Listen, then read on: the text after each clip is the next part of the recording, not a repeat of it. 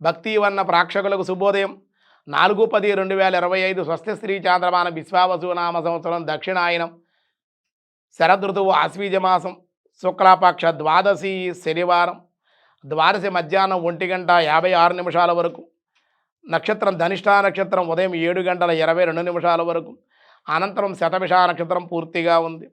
వర్జం మధ్యాహ్నం 2:10 3:44 వరకు దుర్ముహూర్తాల ఉదయం 5:54 నుండి 7:28 వరకు సూర్యోదయం 5:54 సూర్యాస్తమయం 5:47 అమృత గంట రాత్రి 11:39 నుండి 1:14 వరకు రాహుకాలం ఉదయం 9 గంటల నుండి 10:30 వరకు రాహుకాలం శుభ సమయం ఉదయం 7:45 నుండి 8:15 వరకు అలాగే మధ్యాహ్నం సాయంత్రం 4:30 నుండి 5:10 వరకు శుభకాలం సూర్యయోగం సాయంత్రం 6:44 బాలువ మధ్యాహ్నం 1:56 కౌలవ కరణం రాత్రి 1:24 వరకు గోద్వాదశి అన్నారు, పద్మనాభ ద్వాదశి అన్నారు.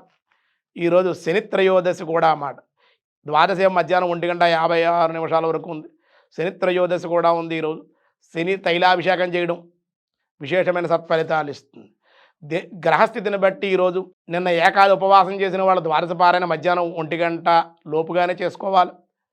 అలాగే దినారంభ చక్రంలో ముందుగా ఈరోజు మేషరాశి అధిక ధనవ్యయము, అనవసర ప్రయాణాలు, శ్రమ ఉండే అవకాశం. లక్ష్మీ వెంకటేశ్వర ఆరాధన దర్శనము మేలు చేస్తుంది. మీకు వృషభ రాశి వారికి దైవ కార్యక్రమాల్లో కుటుంబ సమేతంగా పాల్గొనే అవకాశాలు, ఆనందము, ధనవృద్ధి, లక్ష్మీ వెంకటేశ్వర ఆలయ దర్శనం, గోవింద నామస్మరణ, గోసేవ కూడా మీకు మేలు చేస్తుంది. మిథున రాశి వారికి అధిక ఖర్చులు మరియు పనుల్లో ఇబ్బందులు, ఒత్తిడి ఉండే అవకాశం.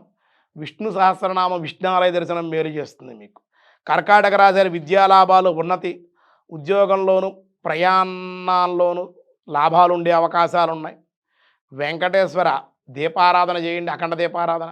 నువ్వుల నుండి వెంకటేశ్వర ఆలయ దర్శనం, గోవింద నామస్మరణ మేలు చేస్తుంది. సింహరాశి వారి గృహ వాహనాల్లో మార్పులు ఉండే అవకాశాలు ఉన్నాయి. పనులన్నీ కూడా పూర్తవుతాయి. హనుమత్ దర్శనము, హనుమాన్ చాలీస పారాయణ, శనివార నియమాలు మీకు మేలు చేస్తాయి. కన్యారాశి వివాహ శుభకార్యాల్లో పాల్గొనే అవకాశం, అధిక ఖర్చులు ఉంటాయి. శ్రమ అనంతర లాభాలే ఉన్నాయి. విష్ణు సహస్రనామంతో వెంకటేశ్వర స్వామి వారికి తులసార్చన చేయండి, అన్ని విధాలుగా అనుకూలంగా ఉంటుంది. తులారాశి వారి సంతానం ద్వారా శుభవార్తలు, అధిక ఖర్చులు, కుటుంబ ఆనందం ఉంది. దేవాలయ దర్శనము, గోసేవ, వీలైతే వెంకటేశ్వర ఆలయం చుట్టూ కూడా ప్రదక్షిణాలు చేయండి, అన్ని విధాలుగా సత్ఫలితాలు ఉంటాయి. వృశ్చిక రాశి వారికి అనవసర ప్రయాణాలు, అనవసరపు అధిక ఖర్చులు, బంధుమిత్రుల యొక్క కలయిక ఉండే అవకాశాలు. హనుమత్ దర్శనము, హనుమత్ సింధూరం ధారణ చేయడం, సింధూరాన్ని ధరించడం, ఆంజనేయ స్వామిని నాగవల్లి పత్రాలతో, తమలపాకులతో పూజించండి, సత్ఫలితాలు పొందండి. ధనుసు రాశి వారికి మిశ్రమంగా ఉంది. కొన్ని పనులు వాయిదా పడే అవకాశాలు.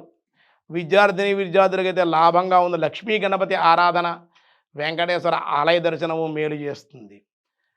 మకర రాశి వివాహ ప్రయత్న అనుకూలతలు, విదేశీ ప్రయాణ సౌఖ్యము, సుబ్రహ్మణ్యేశ్వర ఆరాధన, వెంకటేశ్వర ఆలయ దర్శనము మీకు మేలు చేస్తుంది. అలాగే కుంభరాశి వారి స్వల్ప అనారోగ్య సమస్యలు, అధిక ప్రయాణాలు, ఇబ్బందులు, విఘ్నాలు కలిగే అవకాశం.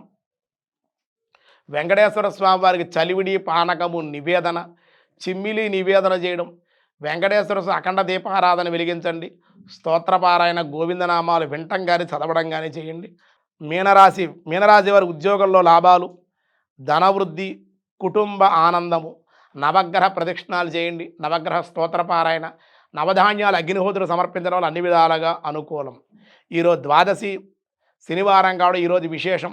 ద్వాదశి రోజుని మనం ద్వాదశ పారాయణ చేసే ముందుగా బ్రాహ్మణులకి స్వయంపాక దానంగా ఇవ్వాలి. వాళ్ళు భోజనం పెట్టినట్టు అవుతుంది. అదే బ్రాహ్మణులు అయితే బ్రాహ్మణు ఇంటికి తీసుకొచ్చి భోజనం పెట్టడం.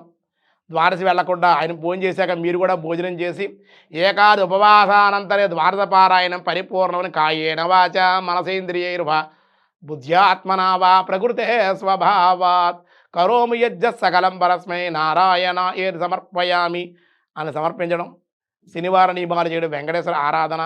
ఈ రోజున గ్రహస్థితి అంతా కూడా శని దోషాలు, ఏలినాటి శని, అష్టమ శని, అర్ధాష్టమి శని దోషాల సైతం కూడా పరిహరింపబడే అవకాశం ఉంది.